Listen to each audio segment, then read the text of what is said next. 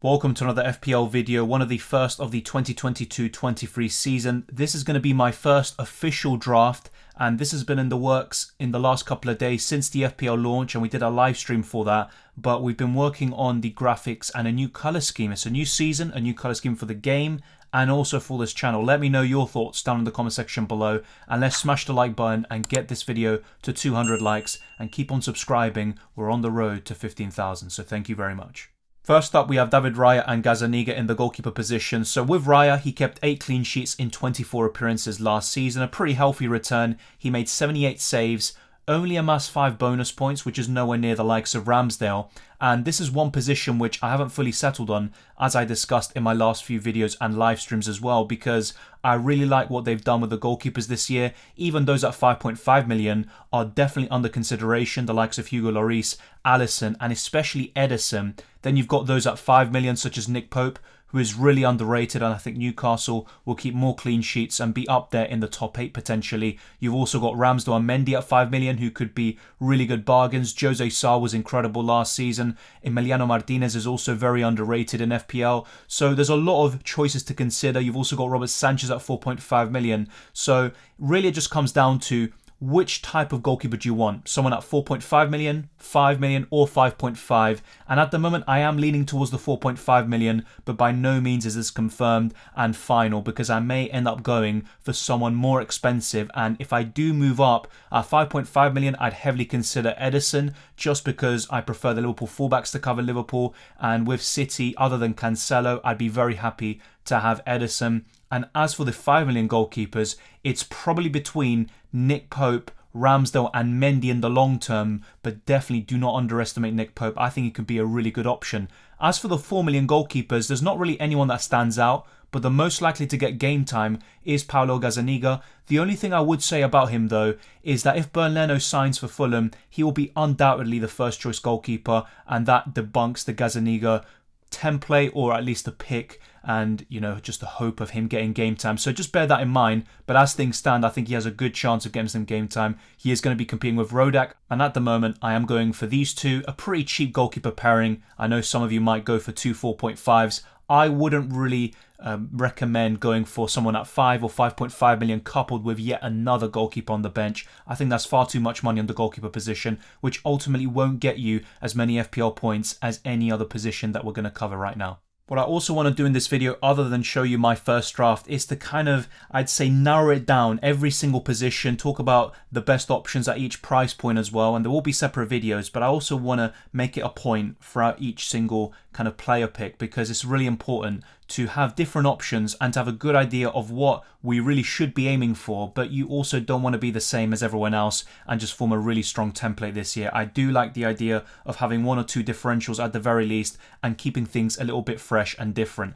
I've got Trent Alexander-Arnold, which definitely isn't different by any stretch of the imagination, but there is a big reason for that. The highest scoring FPL defender last season with 208 FPL points. He also got 18 clean sheets and 14 attacking returns. Incredible stuff by Trent. And I believe he created the most big chances of any player as well with 18. The likes of De Bruyne had 16, Mohamed Salah with 17. So absolutely insane stuff from Trent once again. How he is 7.5, I don't know, but it's a really good way of being able to get him once again into our FPL teams. Then we've got Joao Cancelo, who's also very underrated FPL-wise. So if we look at his stats, very comparable with Trent. Only 7 points fewer than Trent last season. Also 1 more clean sheet and only 2 goal contributions fewer, which is 1 goal and also, let's say, 1 assist fewer than Trent Alexander-Arnold. Cancelo also, one thing I really want to kind of highlight with him is that his XG was 5.74. So I think he's definitely not finished in terms of his goal scoring. I think he has more to offer on that front. And if he can get those goals and get his finishing in check, then I think he could be even better potentially than the likes of Robertson and maybe Trent, dare I say. But one thing I have to say is that a lot of people won't be going for Robertson with these first drafts, and I still think he has to be considered. He outperformed Trent massively from Game Week 13 all the way to the end of the season. He was really good for me as well on my wild card. So do not underestimate or discard Robertson, because you could even go from over Trent. And if you're looking for some differentials and ways to make ground on others from the get-go, apart from Harry Kane over Haaland, Another really good way would also be Robertson instead of Trent. Some of these kind of small differences. And even throughout the rest of the team, when you consider the City defenders as well, instead of Cancelo, you could maybe go for Cucurella should he sign for the Citizens. You've also got Diaz and Laporte. And with that extra money, you can do a lot in terms of your midfield and go from maybe a kind of budget midfielder all the way to medium price. So it's very important how we structure our teams and the way we distribute our funds, but definitely it's something worth considering. Another 50-50 decision is Chilwell versus James, and I don't think there's a right or wrong here. The reason why most people would be leaning towards Reece James is because he isn't coming off the back of a very long-term injury such as Ben Chilwell is. But the reason why I've gone for Ben Chilwell in this draft is simply because of ownership. I'd like to have a few differences here and there and have some lower-owned players, so to speak. So that's why Ben Chilwell is here. He's got 4 goal contributions last season in only 7 games, as well as 4 clean sheets. So really good numbers. He also averaged the highest number of FPL points of any defender per start, which was 9. Absolutely insane numbers there. And another one that's quite similar is Ivan Perisic, who, if he had been in the Premier League last season, he would have amassed something like 193 FPL points, and that's excluding the bonus, which he surely would have accumulated. 8 goals and 7 assists for a wing-back is insane. And even in the previous season, so under Conte when they won the Liga Inter Milan, he got 4 goals and 4 assists in 32 games, so he actually was rotated more often with Antonio Conte, but you could argue he's fitter than ever with the new manager they had last season, Inzaghi, and he did a really good job, Perisic. And over the last few years, he's also been getting 11 goals in each league campaign, so he definitely knows how to score goals. He might even be the highest scoring defender this season, and last season it was actually Gabriel who scored 5. I could see Perisic easily beating that, so long as he can stay fit and get enough minutes. The main concern with the Croatian, though, is rotation, so there's not going to be any perfect draft, and every single player has their pros and cons, but Perisic certainly is very appealing. I don't like his ownership too much, but it also is a way of protecting rank if you kind of think along those lines. Tomiyasu's the last defender here, but you don't have to go for him. You've also got Ben White at Arsenal. Saliba maybe could get game time, so that's something that I'm kind of debating how Arsenal will line up. My guess is that White will remain the first choice centre-back with Gabriel, but Saliba is so talented that it could put White's position in the Premier League at least under jeopardy. You've also got Lewis Dunk from Brighton. From Newcastle, you've got Fabian Schär and Botman, who could also offer really good value. And there's many others such as James Justin, Ricardo Pereira, Timothy Castagna, and many, many more at each price point. At 5 million, you've got Cash and Luka Dean, as I mentioned before. So there's no one set formula. A lot of us are going to be going for a very expensive defence, as you can see on screen, but you don't necessarily need to. You could maybe take a bit of money out of the defence, and with the extra money, you can make a really good midfield or forward line, potentially including the likes of Haaland or Kane alongside Son and Mohamed Salah. But this draft isn't going to contain all of those names. Only 2 premium attackers, so to speak, will be featuring, because I have very, very expensive defence and also a bit of a balanced squad overall. I'm usually very firm when it comes to the Mo Salah or no Salah in our FPL teams, but this season I think is a bit different, and there's a genuine debate to be had to go without the Egyptian.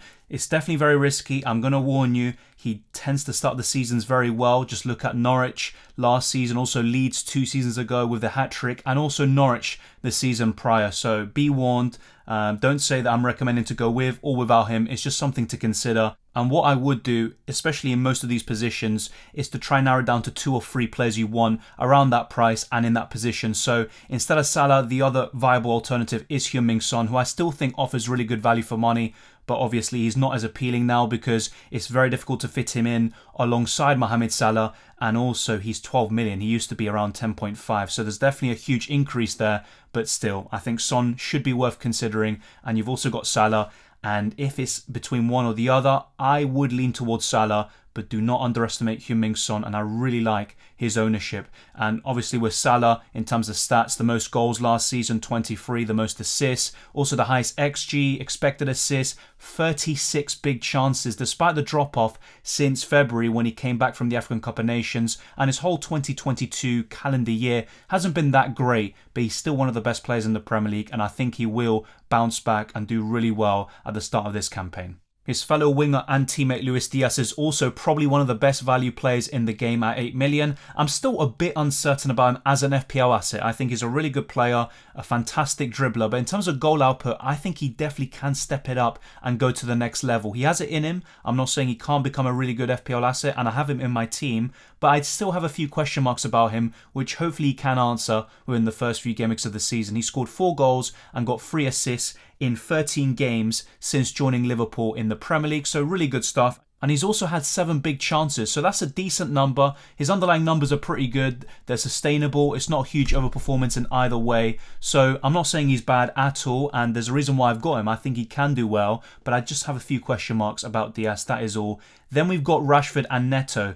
If you look at my teams throughout the years, I tend to have a very, very big midfield. So I'd have Salah, probably with Bruno Fernandes or Son. Then I'd have a medium price midfielder, whether it's Saka, Mason Mount, or maybe someone else. And then I'd maybe have yet another kind of 7 million midfielder. But this season, at least in this first draft, I'm basically going for 1 premium in Salah. I'm going for 1 medium price midfielder in Diaz. And then it's kind of lower end with Rashford and Neto. I think one of the big surprises throughout all the price reveals was Rashford going from around 9 million all the way to 6.5. It's an incredible decrease, and he obviously had a very poor campaign by his standards. He had 4 goals and 2 assists in 25 games, so even worse stats than Diaz, who joined in January. But Rashford has it in him. If you look at his season history, he has gotten some very good FPL returns in the past, and I think he can do it again under Ten Hag with a new manager. I think he can definitely bounce back. Another one to look out for is Jadon Sancho at 7.5 million, but I'd argue that Rashford at 1 million less, if he can get those minutes, is even more appealing than Sancho, despite maybe the big difference in quality between the two. Then I've gone for Pedro Neto. He's a very template pick. He's 5.5 million. That's the main reason why I've got him. He's a really good enabler, but he only got 1 goal and 1 assist last season, which is very poor. And even in his best season, which was the campaign before that, he got 5 goals and 6 assists in 31 appearances, which is decent, and he's only 5.5, you have to remember, but it's still nothing out of this world. Other 5.5 million midfielders you can consider are Wissa, who's very underrated from Brentford. You've got Gordon, Ramsey, and a few others around that price point, but mainly you'd want those around 7 million and over. And let's keep an eye on what happens to Rafinha, which club he goes to. If he leaves the Premier League, then of course it will be a bit of a shame, but otherwise he's arguably the best 7 million option in the game. At 8 million, there's a whole host of names. You've got Foden, Saka, Mason Mount, James Maddison now. I think it's very, very close between all of those and Luis Diaz. And don't forget, you've also got Jarrod Bowen at 8.5, who some people don't like his price, but I think it's justified, it's completely fair.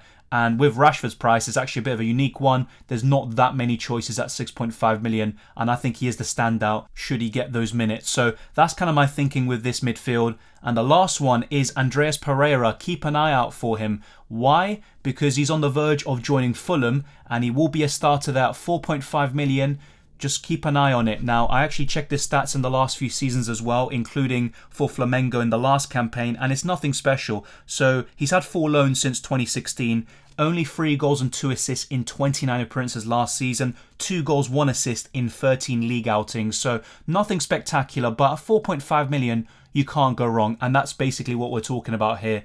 Other 4.5 million options to consider include Colback, but nothing that really stands out other than Andreas Pereira, who probably will be the template 4.5 million pick. So let me know what you think of that position and also all of my selections so far. Now let's move on to the forwards, and then we're going to be talking about a few other things, including the fixture ticker. To complete this team, we have Haaland, Wilson and Archer. It's very close between Kane and Haaland for me, despite most people going for Haaland.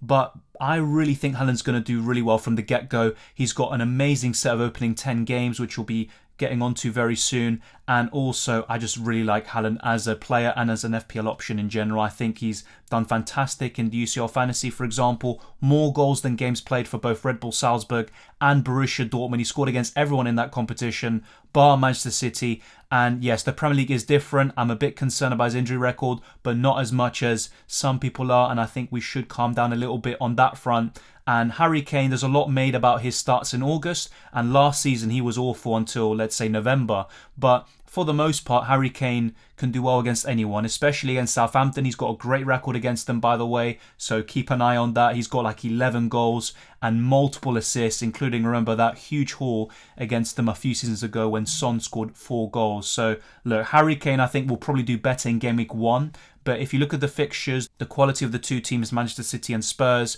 I think Haaland does have the edge, and I think he's a better goal scorer. Having said that, Kane will undoubtedly, in my opinion, get more assists out of the two come the end of the season, but a lot depends on the injuries. Harry Kane tends to get these customary injuries once per year. It didn't happen last season, and as for Erling Haaland, he's picked up several in each campaign. Most of them are minor, but still, it's worth highlighting. I am going for Haaland at the moment, but it's very close between the two, despite Kane's kind of August woes in the past. Then Callum Wilson. I really like Newcastle this season, and there's other options definitely to consider, like Trippier, who I haven't mentioned at 5 million.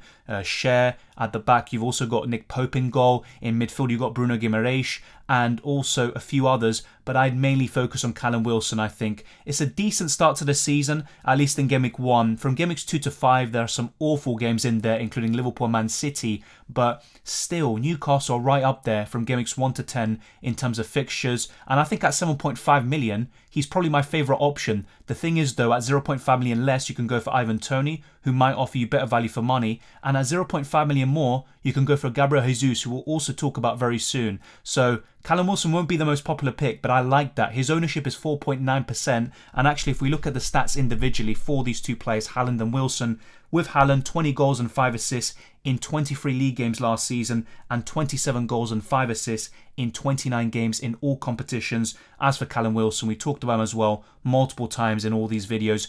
8 goals in 18 games last season, 11 big chances, which is a very nice stat there.